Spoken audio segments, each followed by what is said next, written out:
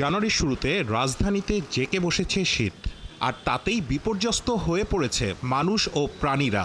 একপাশে এই বৃদ্ধার নিজেকে শীত থেকে বাঁচানোর প্রাণপণ চেষ্টা, অপর পাশে জবুতবু হয়ে ঘুমাচ্ছে কুকুর। শীতের প্রকোপ থেকে বাঁচতে বিড়ালটিও খুঁজে নিয়েছে নিরাপদ আশ্রয়। ঢাকার আকাশে বৃহস্পতিবার দেখা মেলেনি সূর্যের। কুয়াশার চাদরে মোড়া ঢাকায় সকাল থেকেই বয়েছে শীতল হাওয়া। সেই শীতে কাবু হয়েছে রিকশা চালকরা। কেউ কেউ রিকশা থামিয়ে নিজেকে শীতের আড়াল থেকে বাঁচানোর চেষ্টাও করেছেন।